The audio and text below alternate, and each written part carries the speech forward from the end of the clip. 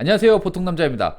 지난 영상에서 영국이 강대국일 수밖에 없는 이유에 대해 설명해 드렸는데, 이번에도 제 2탄 설명해 드릴게요. 나라를 위해 헌신하시는 분들에 대한 그 영웅 대접을 제대로 하는 영국, 그렇기 때문에 강대국이 될 수밖에 없다는 내용입니다. 그럼 지금부터 제가 설명해 드리겠습니다. 해가 지지 않는 나라 영국, 그만큼 수세기 동안 전쟁과 전투를 많이 해왔는데, 그 중에서도 정말 영국이란 나라가 한 발짝 더 나아가는, 아니 세계 최고가 되는데 큰 공헌을 했던 전투 두 가지가 있어요. 트라팔가 해전하고 그리고 워털루 전투, 이 두 가지가 있습니다. 이 전투에 대해서 제가 잠깐만 설명하겠습니다. 1805년에 그 스페인에 지금 보면 카디즈라고 있어요.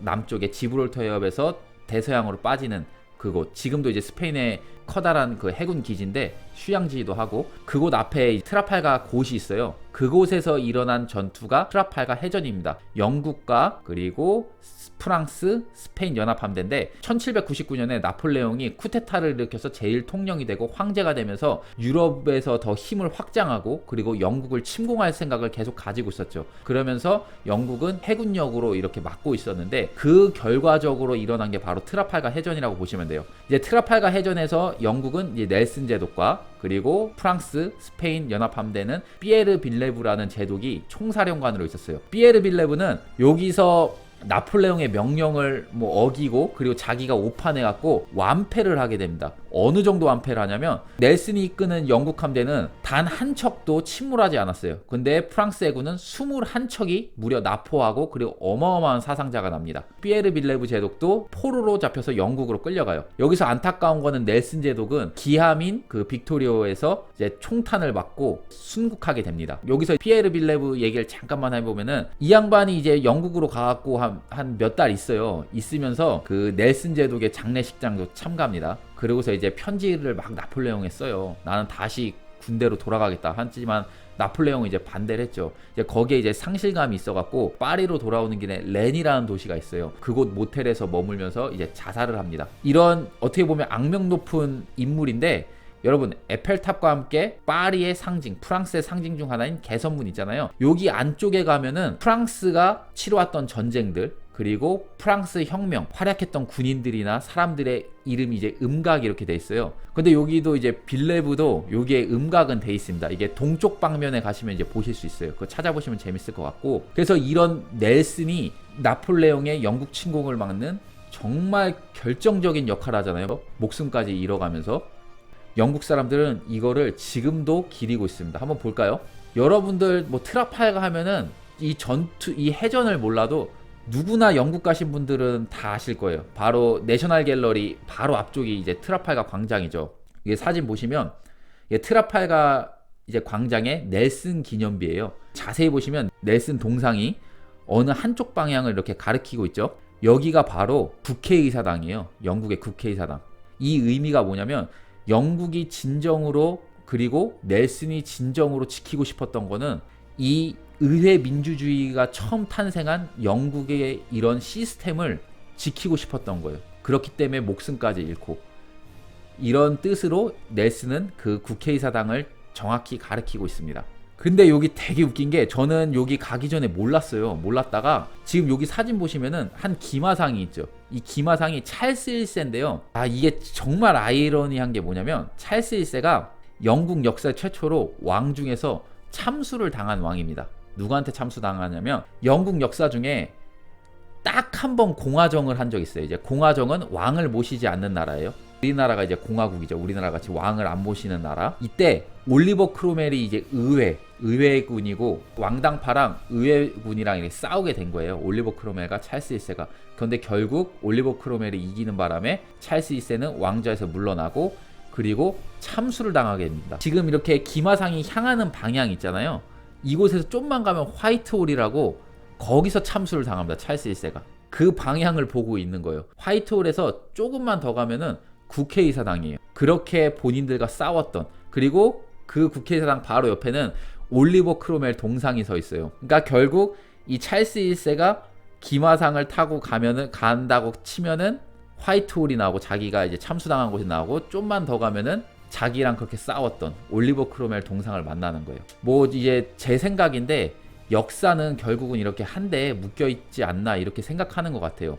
근데 이 올리버 크롬웰 얘기도 잠깐 하면은 찰스 2세가 다시 왕정을 복구하고서 자기 아버지에 대한 복수로 올리버 크롬웰을 부관 참시를 합니다. 이 트라팔가 기념비를 이제 다시 한번 보면은 여기 보이시죠? 여기 사자들 이렇게 있고, 지금 사자 동상 위에는 올라가면 안 됩니다. 사자가 있고 그 다음에 각 동판이 있어요. 이렇게 동판이 있는데 이 동판이 각 방향마다 뭐 코펜하겐 해전, 뭐 나일강 전투, 세인트 빈센트 여기 뭐 곧 전투, 그 다음에 트라팔가 해전, 이렇게 동판이 있는데 이 동판하고 이 사자들 있잖아요. 이게 프랑스 해군을 납포했다 그랬잖아요. 거기서 가져온 대포 녹여가지고 만든 거예요. 그러니까 이제 프랑스 애들 2번 죽이는 거예요. 이게 이처럼 트라팔가 광장하고 넬슨을 가장 런던의 핵심부 자리에다가 이렇게 만들어 나갔고, 영국 국민들은 물론 전 세계 사람들 꼭 방문하는 곳에 와갖고 이 넬슨이란 이 제독이 우리 영국을 위해서 이런 일을 했다는 것을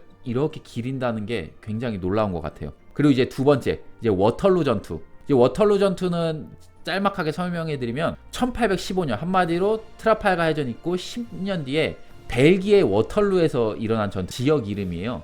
거기서 일어난 전투인데 이제 나폴레옹 프랑스 군하고 웰링턴 장군이라고 아시죠? 본명은 아서 웨즐리인데 웰링턴 백작이에요. 아무튼 이 웰링턴 장군이라 표현할게요. 이 웰링턴 장군이 이끄는 연합군대, 이제 프로이센하고 이 연합군대랑 싸워서 결국은 나폴레옹이 여기서 짐으로 해서 대서양에 있는 세인트 헬레나로 유배를 가게 됩니다.